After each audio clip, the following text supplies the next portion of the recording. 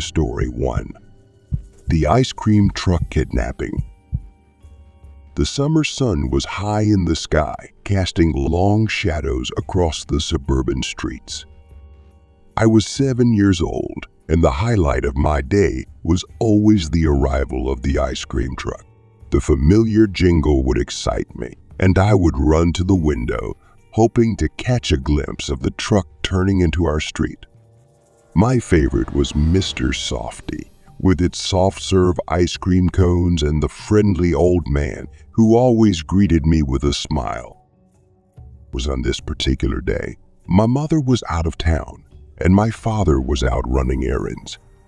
I was home alone for the first time, a little nervous but mostly excited at the prospect of being in charge, if only for a few minutes.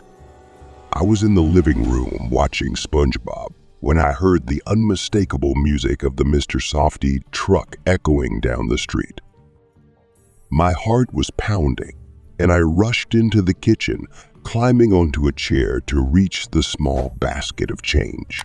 I grabbed a dollar bill and a handful of coins, not bothering to count them, and rushed out the front door.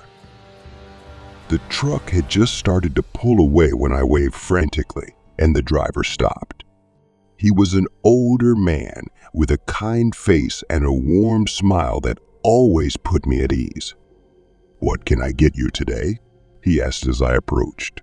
I told him I wanted a special ice cream cone, my usual order. But when I handed him the money, he frowned and shook his head. "You're a little short," he said, glancing at the coins in his hand. My heart sank. I had no more money, and I told him so, adding that my parents weren't home. His expression changed subtly. A flicker of something I couldn't quite place crossed his face. "Are you home alone?" he asked, his voice almost too casual. I nodded, and he smiled again, but this time it felt different. "Okay, I'll tell you what," he said, leaning closer. "Get in the car, and I'll let you make your own ice cream cone. For free." My 7-year-old self would have been thrilled by the idea. I'd always wondered what the inside of an ice cream truck would be like, and now I had a chance to find out. I eagerly climbed in, and the man closed the door behind her. He showed me how to use the soft-serve machine, and I happily poured myself a cone, unaware that the truck had started moving. It wasn't until I'd finished my ice cream that I realized we were no longer on my street. I looked out the small window and saw that we were driving along a busy main road, away from the familiar houses in my neighborhood. A sense of unease began to creep in, and I walked to the front of the truck to ask the man where we were going. "Why don't you go sit in the back?" he said, his voice suddenly serious. I hesitated, but the look in his eyes made me turn around and do as he said.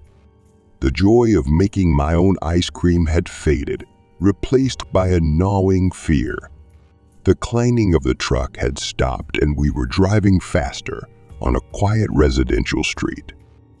Finally, the truck stopped in front of an old, abandoned-looking building.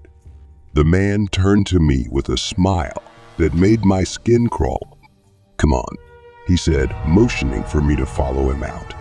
But before I could move, there was a loud knock on the truck door. A woman's voice, familiar and worried, called my name. The man hesitated, then reluctantly opened the door. Standing outside was my neighbor, Margie, her face pale with worry. She rushed into the truck and grabbed my arm, pulling me out as she yelled at the man. I was too confused to understand what was happening, but I knew I was safe with Margie. The man drove off in the truck, disappearing down the street. Margie rushed me into her car and drove to the nearest house, where she called 911. The police arrived shortly after, and I told them everything, although I was still shaken and confused. It turned out that Margie had seen the truck drive away, and sensing something was wrong, had followed us. The police eventually found the truck and arrested the man. I later learned that he had a history of similar incidents and had been sentenced to prison. My parents never told me much about it, perhaps to protect me from the sheer horror of what might have happened, but the memory of that day remains, a reminder of the dangers that can lurk beneath the most innocent facade. Story to it. A creepy late-night visit. Living in Camden, Maine had its perks: peace, privacy, and plenty of space. My parents' property was large, located on the outskirts of town, surrounded by dense woods. They were rarely home, often traveling for work or vacation, leaving me to man the fort. At 28, I was used to being alone in the house, and I enjoyed the solitude. It was a quiet place, perfect for small gatherings with friends. One summer evening, I decided to invite a few people over. It was a casual gathering, nothing fancy, just a few drinks, some music, and a barbecue in the backyard. The party started around 6 p.m., and by 11, most of the guests had gone home. By midnight, the house was quiet, except for the faint chirping of crickets outside. I was exhausted from the day's activities, the combination of the sun and the alcohol wearing me down. I changed into my pajamas and climbed into bed, ready to fall asleep. But just as I was about to close my eyes, I heard something that made my heart skip a beat. It was the sound of an ice cream truck, a jingle that was unmistakable but strangely creepy at this late hour. The melody was different from the usual cheerful one. It was slower, almost haunting, like something out of a nightmare.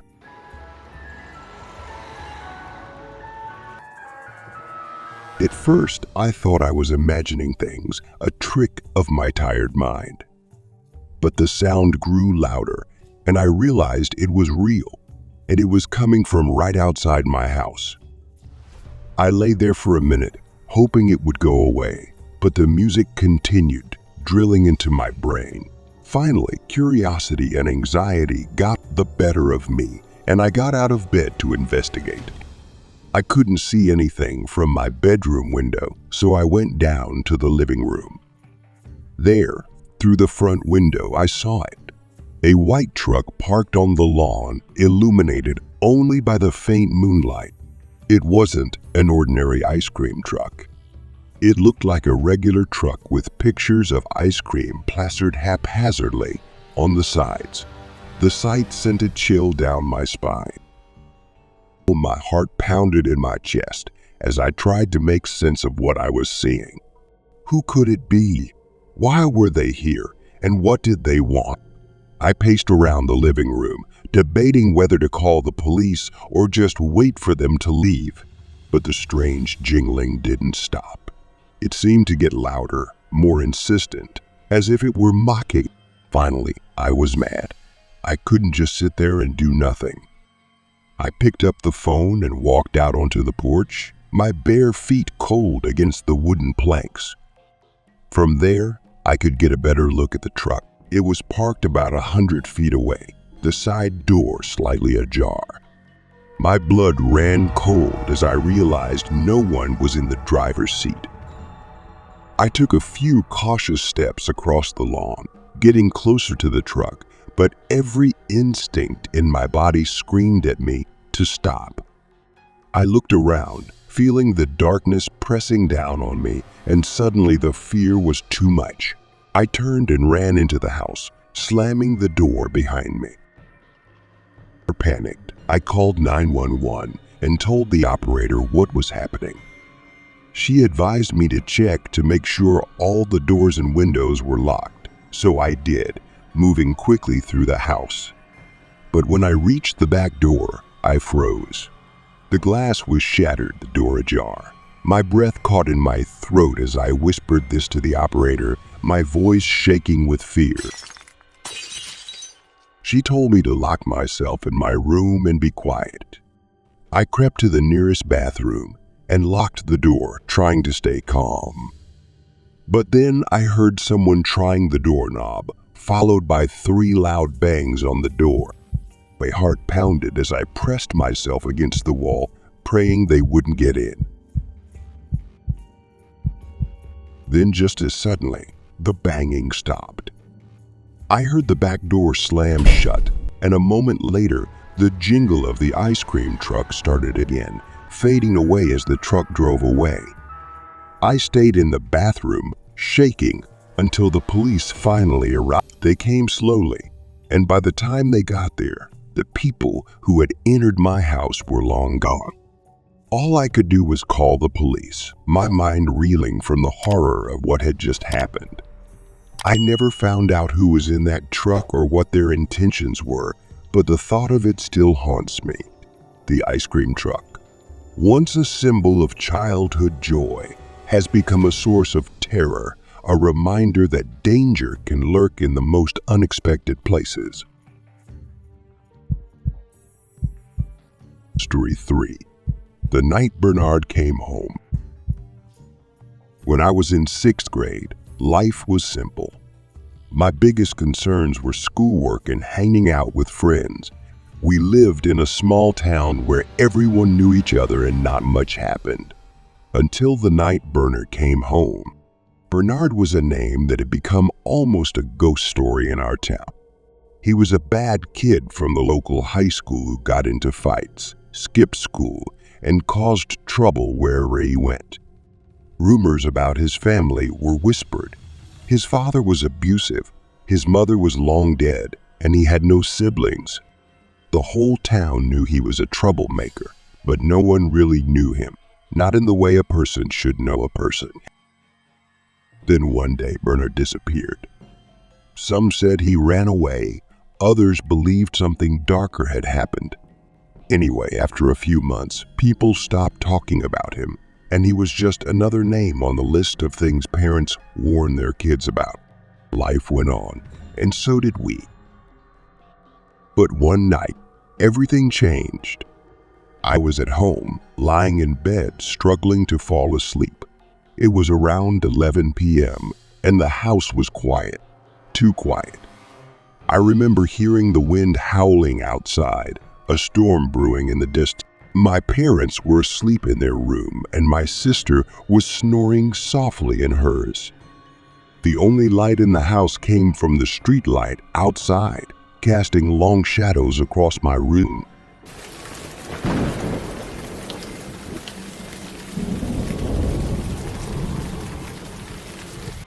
Just as I was about to fall asleep, I heard a soft knock on the front door. I stiffened, straining to listen. The knock came again, a little louder this time. My heart pounded in my chest. Who would be knocking at this hour? I slid out of bed and tiptoed to the bedroom window, which had a clear view of the front. What I saw made my blood run cold. Standing there, illuminated by the faint glow of the streetlight, was Bernard. He looked different than I remembered. His clothes were ragged, hanging limply from his thin frame, and his face was pale, almost ghost. But it was his eyes that terrified me the most, empty, hollow, as if the life had been sucked out of. For a moment, I thought I was dreaming, but a sharp knock on the door shattered that illusion. He was real, and he was here, standing on my porch. My mind raced with questions. Why was he here? What did he want? But I didn't dare move, afraid that any sudden movement would attract his attention. I wanted to wake my parents, but I couldn't bring myself to move. Instead, I watched Bernard slowly reach out and knock again, his movements slow and deliberate, like someone in a trance. The sound echoed through the house, louder than before. I knew my parents would hear soon, and the thought terrified me. What would they do if they saw him? How would they react? But before I could decide what to do, Bernard stepped back from the door, turning his head as if listening for something. His eyes scanned the street, then slowly upward, toward my window. For a split second, our eyes met, and my breath caught in my throat. There was no recognition in his eyes, no sign of the boy I had known. It was as if I were staring into the eyes of a stranger. Then, without warning, Bernard turned and walked away, disappearing into the darkness behind the streetlight. I stood frozen by the window, waiting to see if he would return, but he never did. The storm that had been brewing finally cleared, the rain pounding against the windows and the thunder drowning out everything else. I waited until morning to tell my parents. At first they were skeptical, thinking I was imagining things, but when they saw how shaken I was, they called the police.